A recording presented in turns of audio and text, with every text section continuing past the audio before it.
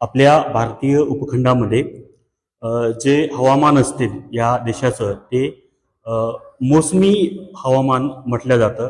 कारण की आपल्या देशामध्ये आपण जनरली 3 ऋतू फॉलो करतो. 3 जे काही ऋतू असतात हिवाळा, उन्हाळा, पावसाळा या ऋतूनिहाय आपले सर्व काम आपण करत असतो. म्हणून मौसम या अरबी शब्दावरून मोसम हा शब्द पुढे प्रचलित आला आणि एक गाणं देखील आहे, मौसम की तरह तुम भी बदलतो ना जाओगे.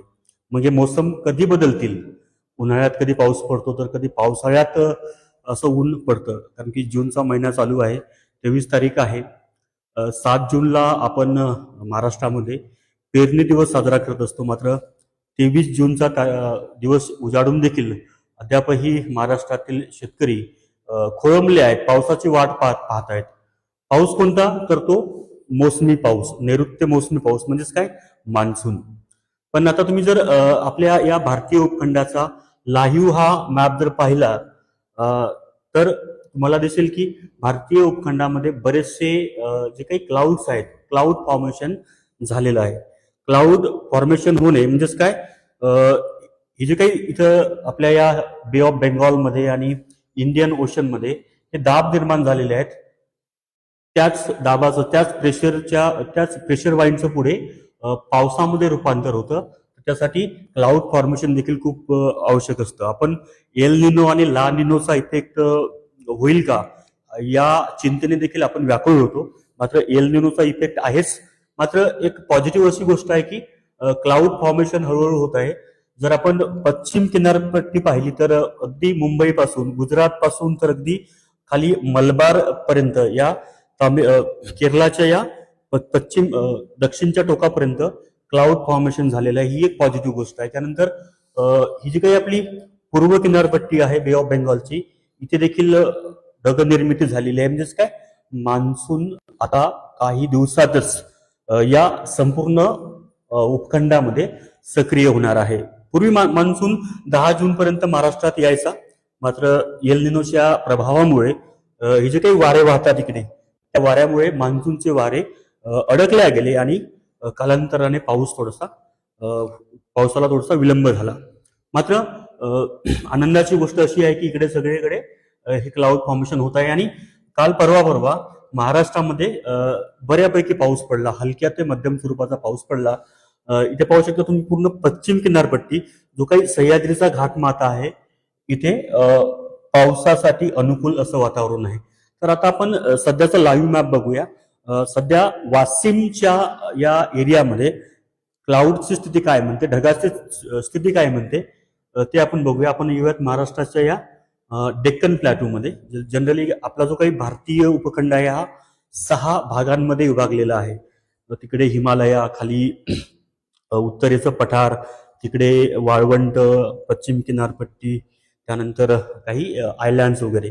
तर प्रामुख्याने आपला महाराष्ट्र हा दख्खनच्या पठारावर वसलेला आहे. म्हणजेच अगोदर पाऊस हा पश्चिम किनारपट्टीमध्ये दाखल होतो, तदनंतर तो पाऊस इकडे प्रवास करतो महाराष्ट्र आणि नंतर इकडे पुन्हा हिमालयाकडे जाऊन हिमालयाला ताडून तो पुढे राजस्थानमध्ये प्रवास करतो. म्हणजे सुरुवात त्याची किनारपट्टीपासून होते, सह्याद्रीपासून, नंतर पठारावर तो कोसळतो आणि नंतर पुन्हा डोंगर रांगांकडे जाऊन तो पाऊस जातो तिकडे आपल्या वाळवंटाकडे. म्हणूनच वाळवंटी प्रदेशामध्ये पाऊस कमीत कमी होतो. अगदी 15 ते 20 मिलीमीटरचा पाऊस तिथे नोंदला जातो. म्हणूनच तिकडे जे काही व्हेजिटेशन आहे, वनसंपदा आहे किंवा त्याला आपण प्लांट म्हणतो, ते तिथे कमी आहे वाळवंटामध्ये.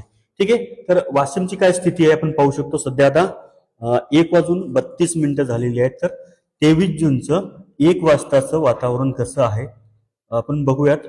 1:32 तर 1:15 पर्यंत, म्हणजे अगदी 15 मिनिटापूर्वीचं अपडेट हे देत असतं. तर आपल्याला येऊ लागेल वाशिममध्ये. तर जळगावमध्ये देखील क्लाउड फॉर्मेशन झालेलं आहे. अमरावती ते हा जो काही नागपूरचा पट्टा आहे, इथे अजूनही हवी तशी क्लाउड फॉर्मेशन झाली नाही आहे. म्हणूनच बघा, जे काही तुरळक पाऊस होत आहे आपल्या वाशिममध्ये, ते हे क्लाउड सांगतात. तर कारंजामध्ये थोडेफार आपल्याला क्लाउड्स इथे दिसत आहेत. वाशिमचा तर नामोनिशान इथे दिसत नाहीये, पण दिसलं वाशिम शेवटी बघा. तर आपण रिअल टाइम याचा व्ह्यू बघूया आजच्या डेटमध्ये.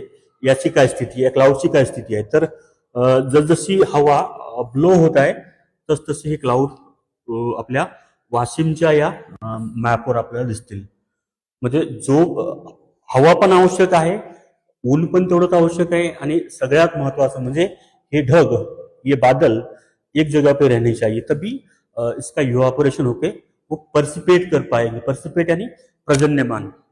म्हणूनच वाशिमच्या या लोकॅलिटीवर सध्या तरी पाहिजे तसे क्लाउड्स, म्हणजे पावसासाठी अनुकूल हवे आहेत तसे क्लाउड्स अद्याप तरी दिसत नाही आहेत. मात्र उर्वरित जर भाग पाहिला आपण, तिकडे यवतमाळ, दिग्रस, खाली आपण तेलंगणामध्ये गेलो तर इकडे बऱ्यापैकी क्लाउड फॉर्मेशन झालेलं आहे.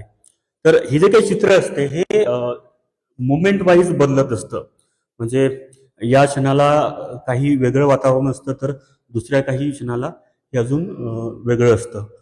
परंतु सध्या पॉझिटिव्ह एकच गोष्ट आहे, कारण की जे काही किनारपट्टी आहे, आपण जोपर्यंत या सह्याद्रीच्या किनारपट्टीवर किंवा कोकणच्या किनारपट्टीवर चांगला पाऊस होत नाही तोपर्यंत पावसाचा प्रवास, जर्नी ऑफ मान्सून पुढे सरकत नाही. म्हणजे याचं पोट अगोदर भरलेलं पाहिजे तरच तो पुढील लोकांना तो वाढू शकतो.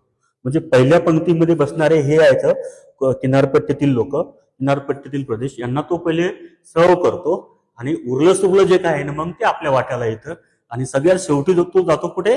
राजस्थानला. म्हणूनच तिकडे कमीत कमी पाऊस होतो. तर पाऊस एल निनो जरी असला तरी पाऊस होणारच आहे. तर अजून आपण बघूयात संध्याकाळची काय स्थिती आहे. एल निनो आणि ला निनो काय आहेत आपण पुढील एका व्हिडिओमध्ये समजण्याचा प्रयत्न करूयात. पुरेसा पाऊस झाल्यावरच पेरणी करा, कारण की अजूनही हवा तसा मान्सूनचा पाऊस आपल्या भागात बरसलेला नाहीये. Thank you so much for watching this.